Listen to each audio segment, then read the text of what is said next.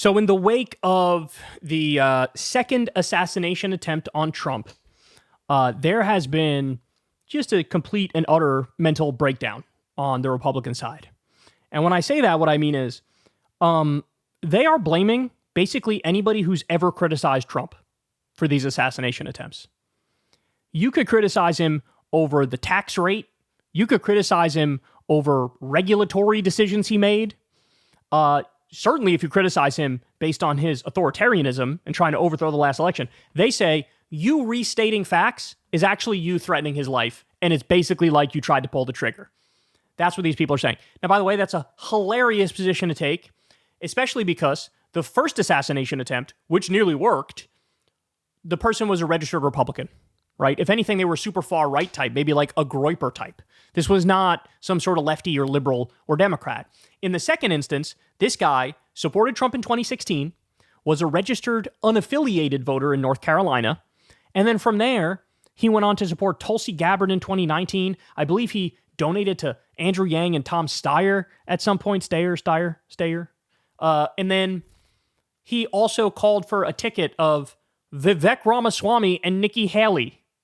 He was massively pro-Ukraine, massively pro-Taiwan, massively anti-homelessness, massively anti-vaccine, COVID conspiracy theorist. So he had this mishmash of beliefs. And he also had a rap sheet that was longer than the Bible. Okay, he had like 8 criminal convictions. So in reality, he was just a psycho. But no, to these people, you're to blame if you're just a Democrat who's ever uttered words against Trump. So this is Stuart Varney, the Fox Business host. Very conservative guy. Very, very conservative guy.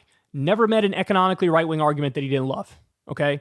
But he has on this guest here, and he ain't having it. He's sort of disgusted with the thing this guy casually says. Let's watch. New York Times reports that Trump himself plans to keep campaigning as scheduled, despite the assassination attempts.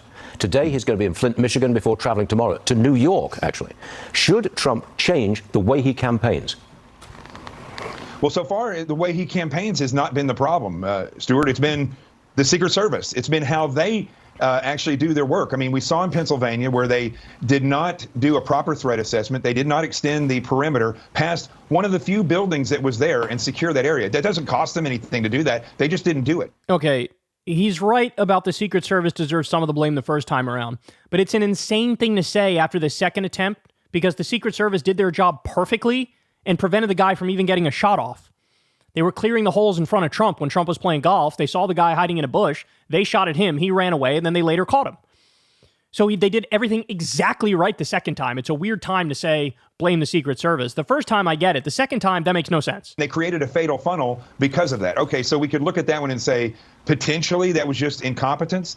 But now we have the same exact thing occur again, and these attackers will take advantage of that. So I have to sit back and ask, is this a nefarious thing that's going on within the side of the Secret Service, that they're just leaving these areas open? Because if that's the case, then I think Trump needs to take a serious step back and hire individuals like myself and other people that I can bring in to simply do perimeter checks, and then he can campaign as normal. But right now, I'd be sweating bullets every time I went out there, because I'm going to say this on air. I said it earlier on the radio. The Democrat Party, regardless of the rhetoric that they want Trump dead. I don't know. And those people. Hold on. I'm sorry, Jonathan. I don't think you can say that legitimately.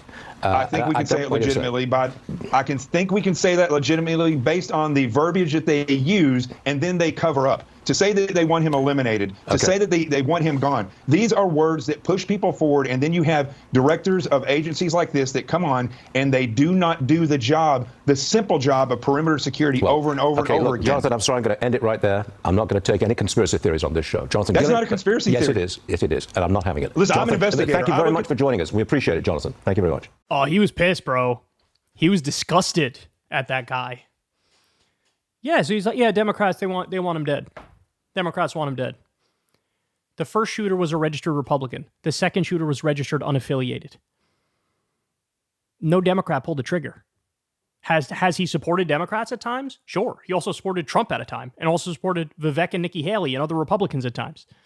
The Democrats want Trump dead. Guys, they point to the most banal statements you've ever seen in your life.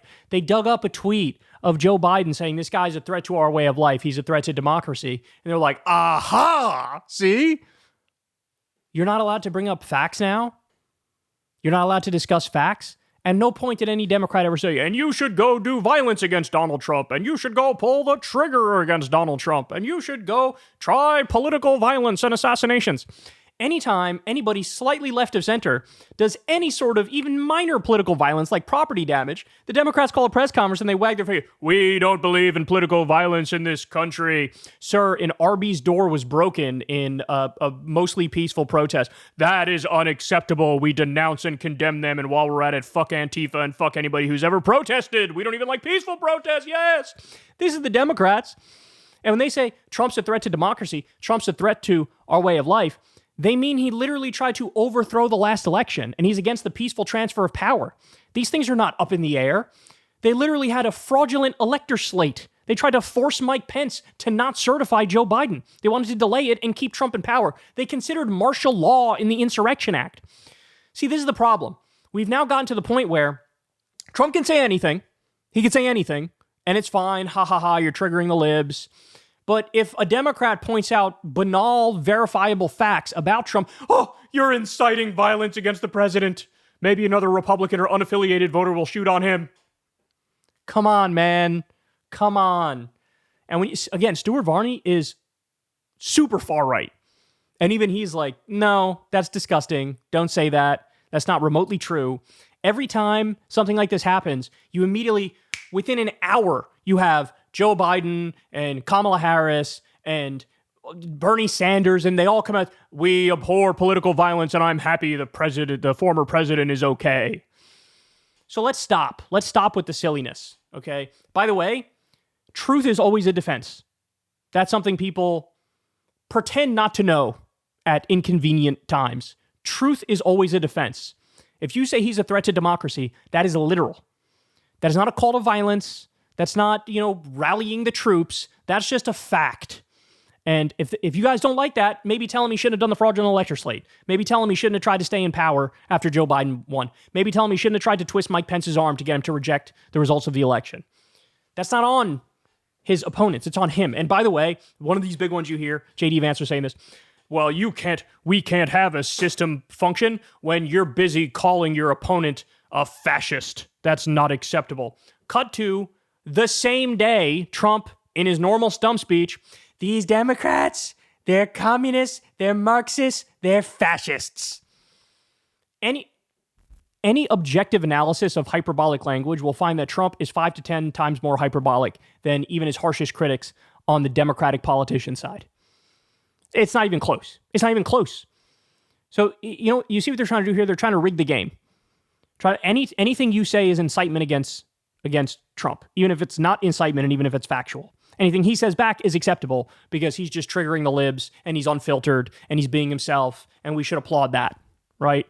Spare me.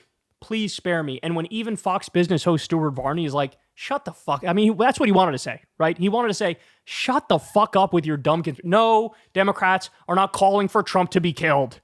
No, they're not doing that. By the way, Trump went on Truth Social right after, or Twitter, and he was basically saying like, yes, I blame the debate and the way that went, and I blame the Democratic rhetoric against me. See, they clutch their pearls when it's convenient for them, but every other moment it's balls to the wall. He called Kamala and Democrats the enemy within in like his first post after he was shot at. That's what he called them. And these guys, Democrats want Trump dead. Trump is not using violent rhetoric and trying to get Democrats killed. No, they want Trump dead, even though, again, it was an unaffiliated guy who shot him. Okay. All right, enough. By the way, we're trying to get somebody on Crystal Kyle and Friends this week to debate whether or not Democratic rhetoric helped lead to the Trump assassinations. We're trying to get that whipped up for you. We got some irons on the fire. We got some people that we're trying to get on. We're working on it. We'll see. But it's funny how, like, every conservative is saying publicly exactly that, right? A Democratic rhetoric is leading to these assassination attempts. But when you're trying to book somebody to actually argue that in front of somebody who can respond, all of a sudden it's, I don't know, bro. I don't know if I want to do that, bro.